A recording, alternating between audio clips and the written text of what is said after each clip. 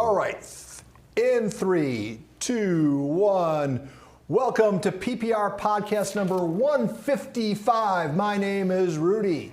To my right is the undisputed star of the podcast, co-host of the Prep Picks Report, former first-round draft choice in the NFL, an 8th pick overall, in fact, and now just an overall good guy who also is involved with the San Diego Strike Force. His name is Bert Grossman. Bert? Former. A lot of formers in my life. That's when you know your life's over. Yes. Everything's former. Dude, yes. Your best years lie ahead. Why don't you introduce our guest? Oscar Rodriguez, new coach of Southwestern College. Everybody's wondering who's going to get that job, and now we have him on. And there he is, joining us from what it looks like the boardroom. The boardroom at Southwestern College. First of all, Coach, congratulations. Welcome to San Diego. Thanks for having me, guys. I'm sure you guys are busy. It's been a whirlwind for me. Things are moving quite fast. We're excited to come back to Southern California. My wife's a native, so got a lot of work ahead of us here. So just trying to focus on one thing at a time and making it to the next day. When I saw you got hired, I was a little shocked because I would wonder why somebody would leave Kansas, a nice position in Kansas, and they've turned their football program around to come to a school that's won 1 or 2 games in 2 years and is in trouble, basically. Well, that's actually 5 games in 3 years, so who's counting? And that's a valid question. I think a lot of people, why would you leave the Power 5 and come to the community college level? For me, it was about 3 factors, and number 1 was my family. And, we've been doing this thing for 6 years and been all over the country since we left Southern California. And our kids are in high school, and we just kind of felt like if we could get back, get them graduated here, and have our family all close together. Number 2 was becoming a head coach at a place where I felt like I could win, regardless of level. Had been in on conversations, finalists at the Division I level. But for me, when I saw the facilities, I think hotbed of recruiting, and the alignment within the staff, administrative staff, I saw 3 things that aligned that I felt like could make you really, really successful. And what I've learned, the last 6 years of my career being at the Division I level is a win feels like a win and a loss feels like a loss no matter where you're at. And, and the chance to run my own program and have all those things align, I think is an incredible blessing for me, but my family. But we have a lot of work to do here. And you forgot number 3, winter. Yeah, winter is one. You forgot to put that in there. Storms. You forgot to mention that, man. The weather, for sure. That's number 4. Well, historically, you have to teach there as well. Is that no longer the case, or are you just teaching football? Well, no, and that's another thing that drew me to the job. Administration is doing a good job, and they've moved up. It's no longer a tenure track. You're essentially just coaching football, and that for me is a commitment to winning, a commitment to what it should look like at the collegiate level. If you talk to some of the old school coaches within the state, they're like, "Oh, well, you're not going to be tenured." Well, I've been coaching almost 20 years, and I've never been on a tenure track. I'm judged off wins and losses and production, and it's going to change. So there's no added pressure to me. It is what it is. It's coaching. And is that going to be, we talked about that before, is that going to be the Rodriguez rule now where people aren't going to have to teach anymore? Because, it's a full-time job. It's not, you can't really do it well or do it like you're capable of doing while you have to do a class load on top of it. Well, if they name the rule after me, I'm glad it'll benefit people down the road. But, coaching is so hard and it's such demanding on so many levels to where it's hard to put your focus in other places other than just coaching and developing the kids. So I think what the administration did here was show a commitment to athletics and football in particular, and they want to win, and so do I. And if I can put all my focus on that, I think it'll help us go in the right direction and where we're trying to get. Well, let's talk about when I first came to town some 25 years ago, Coach.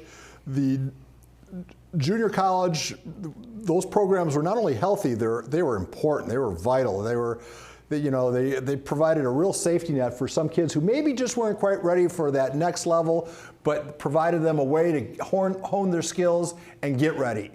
Now in the era of NIL money, this, that, and the other thing, and now we'll talk about it a little bit, prep super leagues, are junior colleges endangered species? I don't think so. When I looked at it, the one thing that really attracted me too, I've been to Kansas the last 2 years, and really the last 2 years have been really instrumental to where the NIL has gone, along with the transfer portal. And I think Kansas, I was able to get firsthand experience. What's happened at those levels, it's become so transactional. It's all about money. Essentially it's become binary leagues for the pros, in the sense of guys are making a lot of money, and you got players in the same tax brackets as the coaches in the Power Five. And so not only are you recruiting a team, but you're trying to retain the one you have, and you're trying to put money into those guys without upsetting guys by bringing new guys in. So when I looked at this junior college landscape, particularly in California, I think it's the purest form of football. The reality is, if you're from the state of California, you're getting your tuition paid for. Any kid outside of that has to want to come here and pay to play. And, I think when it's all about the academics part, and you want kids that want to achieve that to move on to the next level, I think we still have some of the purity of that part of the game in this level of football, where as you climb now, the dollar signs count. It's not even more facilities anymore. It used to be facilities and uniforms got you somewhere and a scholarship, but now anymore it's become, what can you pay me base, and, I think at Kansas we had anywhere just to retain our roster was like a $3.5 to $4 million wow. Cap just to keep the guys on staff. That's not even talking about the guys coming in. So it's just such a different world anymore. And you know what? And the kids should get paid if they can. Not everybody plays in the National Football League, and so I'm an advocate for them. But I am going to enjoy being at this level where it is about education and moving on to the next level. Am I the only person who thinks, I thought the tuition was the payment, the free tuition? You're old. You're so do I sound like a complete dinosaur? Yeah. No. I mean, I think Coach Saban said it best, man. You can't lose sight of the education piece. Some of these, majority of guys aren't going to play in the National Football League. It's a small percentage of kids across the country, and we can't lose sight. Even though hey, make your money while you can, but if you're making money but not focusing on your degree and in a higher ed degree, I mean, that money's going to drain out. You're not going to have anything, and you're going to be left with nothing and nothing to move forward on. And it's your education, which is the most important thing. Yeah, I live maybe a mile from campus, and it's always shocking to me because, the facilities there are nicer than Pitt when I went to Pitt. They're probably nicer than some colleges, regular colleges around the country, but they've struggled so much in the last 2 years, and I think a lot of it's relational. Obviously, you have to have a staff that connects with kids. Coming from out of town, has it been hard for you to put a staff together, not knowing really anybody in San Diego or anybody close, and do people want to come in? Has that been an issue? Well, I think a lot of people assume that. I have a lot of California connections. I spent 3 years at the University of Laverne, right down in LA County there, and played in the SCIAC. So we recruited Southern Cal heavy, and I was in San Diego. I know coaches in the area. I know coaches right outside the area. But it's challenging anytime you're putting together a staff. And then for me, just the way the pay set up for coaches at this level, because obviously you got to have a master's degree to teach certain classes, and then it's got to be the right master's degree. So you're really operating off stipend pay. You really have no benefits, and that's across the board, unless it's a tenure track, and those are coming few and far between. But the staff part for me hasn't been necessarily knowing people. It's been able to piece the payment part to get the guys that I need. And then actually we've had a couple guys jump on board, good young coaches and some veteran coaches. But I'm not in a rush to hire a staff. I got about 4 guys in place, and then a couple more spots available. But I think it's about the fit and not panicking and understanding who it is that you want to touch your program, because every person within the organization is going to matter. And we got to be really methodical and holistic about the people we bring into our organization. Well, with all due respect to the coaches, to me, the most critical element is the players. Describe the perfect candidate to play for you down south there. Well, I think anything, it comes down to intangibles. I mean, obviously the physical aspect piece, you want really talented people that can do things physically, right? But I think the attributes that come with winning is more important to me, you know. And then all the coaching cliche talks, right? You want toughness, you know, you want smart players. That's great and all. I just want guys that want to or that get to. You know, if you get the opportunity to come play and you're willing to develop and you have the right attitude, and you know, at the end of the day, I think sometimes people correlate junior college football with character flaws, or maybe being not as well in the academic piece. I don't believe in all that. I think your character shows to how you work and how you treat people. And if we can get the better quality of human being we can get, even though they've probably had some setbacks in their lives, but are willing to change, I think better people, like the better Jaguars, the better people we have, the more success we will have. So to me, I'm about eliminating stereotypes. I'm about, you know, showing people that things can be done a certain way at a certain place. And just because we're at junior college doesn't mean we're going to operate like that. So I think you're going to have to want some really people that want to achieve and have great habits and then make great choices in order to succeed. So that's kind of what we're looking for here. So go ahead. No, I'm just curious, is it a geographical deal where, I mean, you've got competition, you know how the landscape, do you recruit kids that are going to make it's just an easy drive or an easy walk to school? Do they have to be geographically friendly, or do you recruit from all over? Well, I think the way the California system's set up, you got to do a good job geographically or locally. You know, just because there is no housing, there's no dorms for these kids, and it allows them to live at home. And then at the same time, if your tuition is covered, but your housing is at home with your parents, and you can actually eat some meals, I think your focus has to be here. And I think that's why this job attracted me, because the amount of talent within this area is really, really heavy. And when you got numbers, you got a chance to pull those guys in. You know, what I'm struggling with is the out-of-state piece, and asking kids to come from another state and essentially, you know, pay for their housing and their tuition within year one until you get them some residency. That's all new to me, because I have a hard time watching kids struggle, you know. Right. I mean, I grew up with much, and to see that. So devising a plan to where we can succeed in that framework, but being able to do a good job here in San Diego, you know, you got a whole city for 4 junior colleges. And if you can somehow find a way to be the favorite of the 4, I think you'll have a really good pool of players. Yeah, I guess. By judging just facilities alone, you should be the favorite of the 4 by a long shot. But is it, I mean, we talked earlier about the transfer portal, and even Paul brought up the Super League.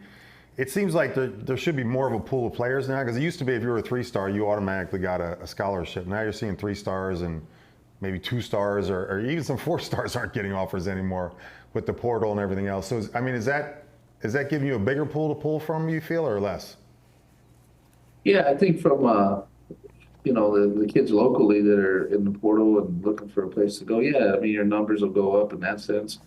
The reality is the way the transfer portal is, and, you know, we used it at Kansas was, you know, coaches don't get that much time to turn programs around. So when there's that kind of pressure, you know, they want to go get an experienced player that knows what it should look like and can play right away and make an impact.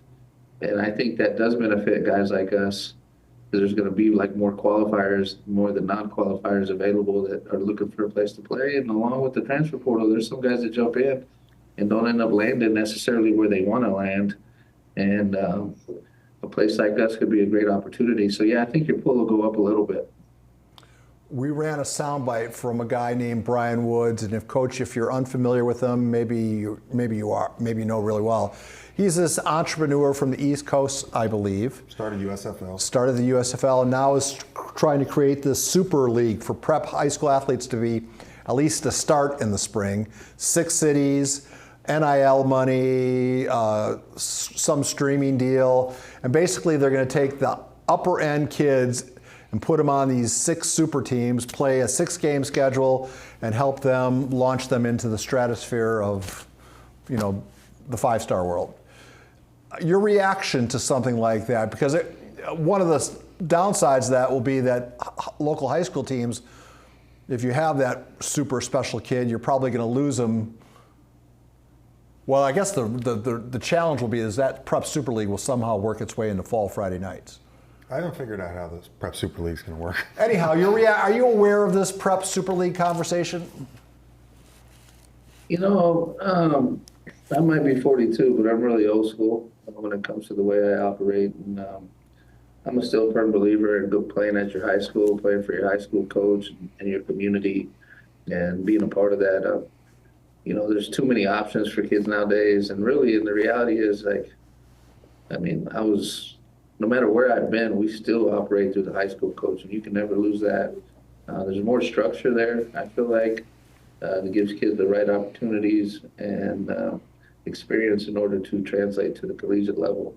You start getting all these preps and these, I don't know, man, whatever the groups are called, and it just muddies the waters.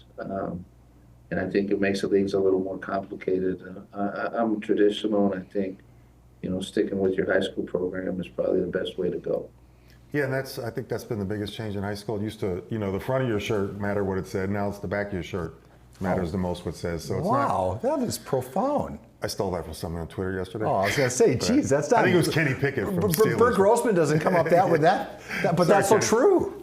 But that's basically sums it up in a nutshell. That's what it is now. And that's just the way it is. It's not going to change whether the dinosaurs like it. You're a young dinosaur, but the older dinosaurs like it or not. That's the way it is. No, you're right. I got one more question because I live there and go to some games. Okay, go ahead.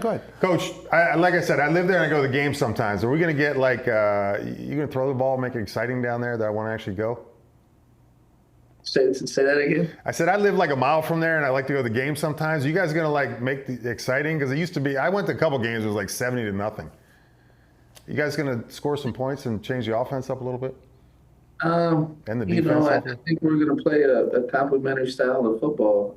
Whatever that looks like, I don't know. I've hired an offensive coordinator. I'm originally a high school coach. A lot of people don't know that from me. I started as a high school coach in Texas, and I think the purest game out there is high school and just being able to adapt to your personnel.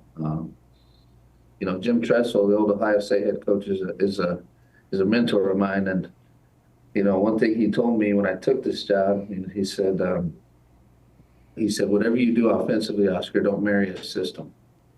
The amount of turnover you'll have there in players, your team will look different every year. You need to have core runs, things that look the same and carry over year to year, but your style of play has got to dictate to the personnel that you have, whether that's a quarterback, your receivers. If your O-line's really good, maybe you're running the football. You can get in the same pictures, but your personnel grouping's got to change, and you got to find a way to prioritize players over plays. And I think that's something we're going to be really, really focused on here. Too many people marry a system, and then you start recruiting players, and maybe they don't fit the system.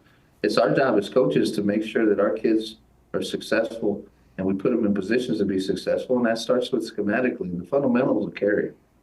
But we got to do what they do best. So one thing you'll hear me say a lot is players over plays. And you know what? And the game day environment will come with the success. And I don't know how long that's going to take. We got a long way to go. But I think eventually we'll have a good product out there and something exciting to where people want to come watch football games here right out in the stadium. And I look forward to that. Yeah, I remember in our day, it was no matter what your personnel was, you ran the same system regardless. Didn't matter who you graduated, who you brought in. It was So, at the time you think it's normal, but you look back on it now like, God, that was stupid. So it was plays over players in your day. Oh yeah, there was just a system. Period. Didn't matter who you had. It just dawned on me. Coach is probably looking at that logo, Prep Pigskin Report, wondering what the hell. He did. He asked me what it was on the text. You don't even know what the Prep Pigskin Report is. Coach, you're going to realize how helpful we're going to be to you over your tenure at Southwestern College. We have what I consider a world. Can I say the best ever? We're both getting fired this year. You're not even realize how helpful we've been this year. And then after that, don't worry about it. We do a big high school football show here, Coach. It runs from 10:30 to midnight on Friday nights. I know you're from Texas, and I know you think high school football there is special. You haven't seen high school football coverage like the PPR. I'll buy you a steak dinner if you can name another place that does what we do. And you're going to see the diversity of, you're going to be able to recruit on a Friday evening from your living room. You're going to just see every good player on our show. I'm curious, take us into that pitch. What do you say to a kid to make them interested in your school? Yeah, that's a great question, man. Because going through these interview processes, that's one thing that I was big on with the coaches that I was hiring, and kind of really how they see themselves as recruiters. I think you have the things up front that stand out, right? Okay, I've been a Division I coach for 6 years, and I was a Division I interim head coach, so I was able to do that at the highest level there at the University of Akron, right? I think you tailor to the coaches you played and the success that we've had everywhere we've been. So if you talk about, hey, you want to come play for a guy who's connected, who's coached in the Northeast part of the country, who's coached down South, who's been in the Midwest and the West Coast, and has ties to every level of football. I've coached every level. I had a cup of coffee with the Chicago Bears as an interim, right? Not everybody's going to play Division I football, but I have experience in every single level of football, and I have connections throughout the country that's going to give people opportunities to play at the next level. That's the first thing, right? I think those are the things that stand out amongst all the guys you've coached. What we're going to do here is we're going to build everything on emotional attachments, and that's real relationships built off substance. I think one thing that I have is a lot of life experience. I'm a 2-time cancer survivor, and I think I can touch people in places that a lot of people can't. And when I say that, it's a genuine approach of like, anytime that you can make yourself vulnerable and connect with people on an empathetic level, they're going to be drawn closer to you and believe more in your plan than anything you've done and accomplished as a coach or as a professional. So what we're talking about doing is tugging at people's hearts, getting people to believe in us as developing their sons and taking them to not only the next level, but becoming better young men. They're already going to become men when they're here, but taking them to that next level and holding them accountable to those things. And I think the way we practice, the way we play, all right, and the amount of people that will come through here based on the relationships I have, I think it's going to be really hard to not want to come here and play for us. Jeez, I wanted to lace up right now. Do you need I think he needs better talent. Do you need a 63-year-old wide receiver who won't drop a pass? I got 30 guys right now, so I'll take you. I mean, I have trouble with separation, but boy, if the ball's anywhere near me, I'll catch it.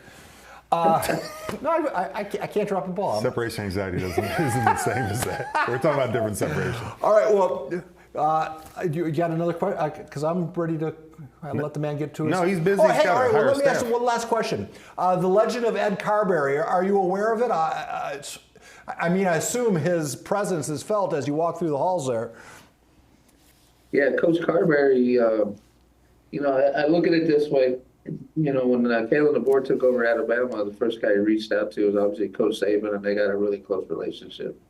I think anytime in coaching, too many guys let their egos get in the way, or we're going to do it this way and blah, blah, blah. Well, I wasn't raised that way in this profession. And I'm 42 years old, and yeah, I have a lot of coaching experience that runs a lot of fields, but I'm a first-time head coach in a sense at this level. And I would be a fool if I didn't embrace him and learn and try to get as much information from him as possible. I met Ed probably 5 years ago when I was at the University of Tennessee, Chattanooga, coming through recruiting. And the way he treated me and showed me around was nothing short of exceptional. And my respect for him is at a level that not a lot of people are at. And I've already been to his house, and we've spent 3 hours, and his wife brought me a California burrito, and we talk life, we talk to kids. So Ed's going to be a big part of this, and I'm going to make sure that that he knows that, and we probably talk at least 5 days out of the week. Because, you know, when a guy's accomplished that the things that he's done, I said I'd be a fool not to really like try to dig into his mind and his experience. And he's somebody I'm going to lean on heavily.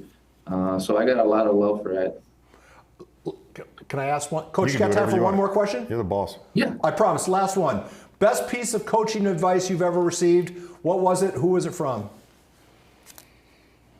Oh, best piece of coaching advice I ever got was probably from my high school coach, who's probably been the most influential guy in my life.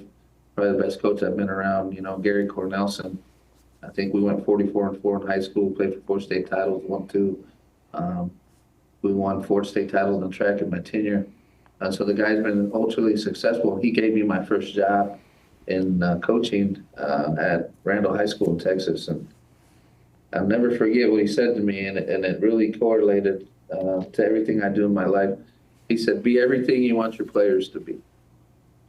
And that really hit me like a ton of bricks, because too many times coaches want their kids to live to a certain standard, carry themselves a certain way, make choices a certain way, but not expect that out of themselves. And I think one thing within our staff is that's going to be prevalent with the guys that I hire and are part of this, because they are touching our kids. Don't demand anything out of the kids that you wouldn't do yourself. So be everything you want your players to be. Coach, on that, on those profound words, we're going to call it a conversation. I'm going to call you back, say about, I don't know, mid-October of your season 1, and I'm going to ask you about the prep pigskin report, and I'm going to see if we make a fan out of you. You ask around, Coach. Already. Well, yeah, but just ask around in your circles there. You sound like one of those old mobsters. Ask around the neighborhood if I'm a good guy to know. You just ask around the neighborhood. I know how to return a favor. All right, Vito. I'm going to make you an offer you can't refuse, Coach. All right, Coach Rodriguez, thank you for making time for us. I know you're a very busy man, and we will post this on our YouTube page right away. Oh, Coach, before you go, Gary Cornelson, is it? Coach Cornelson was my high school coach. How's it spelled? Cornelsen. S-E-N. Hey, you wouldn't by chance have any pictures of you and him together, would you? You know, I might have one. I do. I might have one, because him and his wife came. I got someone somewhere. They came to the Oklahoma State game this past year when we played at Oklahoma State. But I got to have one somewhere. If you have a picture, I'm going to start cutting this up in about an hour's time, and I think I want to use that soundbite. So that clip, it would sweeten it if you can send me or Bert. You can just text it to me and I'll forward it to him, Coach. Okay. I'll shoot it over to Bert. All right, Coach, have a safe day, and thank you for making time for PPR Podcast number 155. Everybody, turn off the machines. Thanks, Coach. Thanks, Coach. Thanks for having me.